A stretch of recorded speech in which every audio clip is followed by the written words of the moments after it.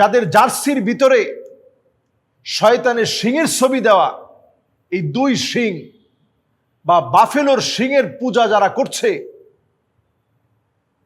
যারা চতুর্দিকে ফিতনাকে ছড়িয়ে দেওয়ার অপচেষ্টায় নিজেদেরকে লিপ্ত রাখছে, এই মানুষগুলোর জন্য আমরা পাগল পাড়া হয়ে আছি। বিশ্বকাপের উন্মাদনায় চারদিকে যখন ব্রাজিল আর আর্জেন্টিনার পতাকা যখন উঠছে, চারদিকে যখন একটা উন্মাদনা ছড়িয়ে পড়েছে, এই উন্মাদনার সময় আসলে আমরা নিজেরা কতটুকু মুসলিম একটু নিজেরা প্রশ্ন করে।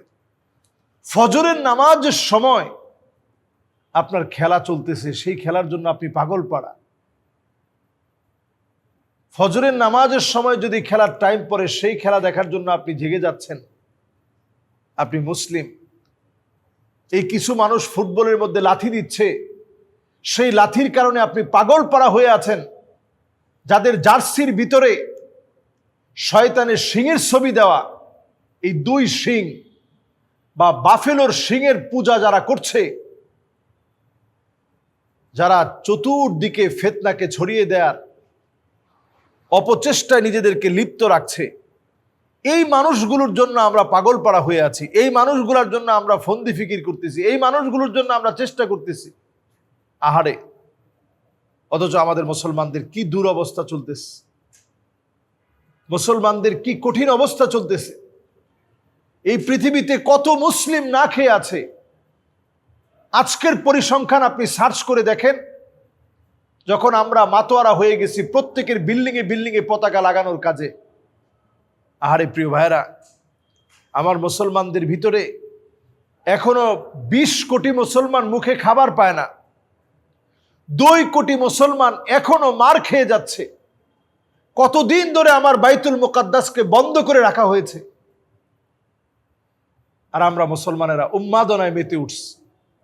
90% মুসলমানের দেশে ভাই ভাইকে মারতেছে, রক্ত ঝরিয়ে ফেলতেছে, শুধুমাত্র উন্মাদনায়। আল্লাহর কাছে আমি মন থেকে দোয়া করি যে আল্লাহ যেই দুইটা দেশের জন্য সবচেয়ে বেশি উন্মাদনা, আগে তাদেরকে হারায়া দেন। আগে ভাগে তারা বাদ পড়ে গেলে আমাদের দেশের উন্মাদনা শেষ হয়ে যাবে।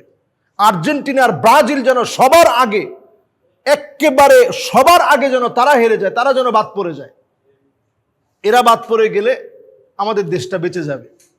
অন্তত আমাদের দেশের এই পাগলামি বাদ হবে। দোকানে দোকানে যে সমস্ত কাজ আমরা করি, 7 আপ কিনে আমরা একজনের পচানোর চেষ্টা করি, এগুলো সব বন্ধ হয়ে যাবে। ঠান্ডা ঠান্ডা আর খাওয়া লাগবে না, মাথা ঠান্ডা হয়ে যাবে। সুতরাং আমরা মুসলমানেরা কবে একটু বোঝার চেষ্টা করব। আল্লাহ যেন আমাদেরকে একটু বুঝ দেন, আল্লাহ যেন উম্মার মায়া আমাদের অন্তরে পয়দা করে দেন। আমিন। আসসালামু আলাইকুম ওয়া রাহমাতুল্লাহি ওয়া বারাকাতুহু। আমরা মুহররমের মতো এমন একটা বরকতপূর্ণ সময় আমরা কাটাচ্ছি। মুহররম আল্লাহর কাছে অত্যন্ত দামি একটা মাস। আল্লাহর কাছে অত্যন্ত দামি মাস হওয়ার কারণে এই মাসটির নাম শাহরুল্লাহিল মুহররম। আল্লাহ তাআলা অন্য কোনো মাসকে শাহরুল্লাহ বলে নাই, এই মাসটাকে আল্লাহ তাআলা নিজের মাস বলেছেন। এই মাসে আল্লাহ রাব্বুল আলামিন এত বেশি মানুষকে দামি বানান, এত বেশি মানুষকে আল্লাহ তাআলা দয়া করেন। নামের দিক থেকে যদি আমরা লক্ষ্য করি, মুহররম, প্রথমের এই মিমটি মাজদুল্লাহ, আল্লাহ রাব্বুল আলামিনের শ্রেষ্ঠত্ব, আল্লাহ তাআলার অপার দয়া আল্লাহ তাআলা এই মাসে আপনাকে দিবেন। এরপরে হা আরো একটি বর্ণ, আল্লাহ রাব্বুল আলামিন এই মাসে আপনাকে আমাকে চান হেলমুল্লাহ। আল্লাহ রাব্বুল আলামিন যে ধৈর্য আল্লাহ তাআলা ধরেন, এই ধৈর্যের জ্ঞান আল্লাহ রাব্বুল আলামিন আপনাকে, ধৈর্যের সম্পদ আল্লাহ তাআলা আপনাকে মুহররমে দান করবেন। এরপরে র এবং র, রিফাতুন ওয়া রাহমাতুন, অজস্র রহমত আল্লাহ তাআলা এই মুহররমে আল্লাহ তাআলা আপনাকে দান করবেন। আর থাকে আরো একটি মিম, মাগফিরাতুল্লাহ, আল্লাহ তাআলা আপনাকে আমাকে ক্ষমা করবেন। নবী আলাইহিস সালাতু ওয়াস সালাম বলছেন, আফদালুস সিয়াম বা'দা রমাদান, আল্লাহর কাছে রমজানের পরে সবচেয়ে গুরুত্বপূর্ণ দামি রোজা হচ্ছে সিয়ামি ইয়াউমে আশুরা, অথবা সিয়ামু ইয়াউমে আশুরা, আশুরার দিবসের রোজা আল্লাহর কাছে সবচেয়ে দামি রোজা রমাদানের রোজার পরে আহতাসিবু আলাল্লাহি আইয়ুকাফিরা সানাতাল্লাতী ক্বাবলাহ, আগের একটা বছরের গুনাহ, আগের এক বছরের গুনাহ, পূর্ণাঙ্গ এক বছরের গুনাহ আল্লাহ রাব্বুল আলামিন মাফ করে দিবেন। সুবহানাল্লাহ, শুধুমাত্র একটা রোজার মধ্য দিয়ে, এই মুহররমের রোজা।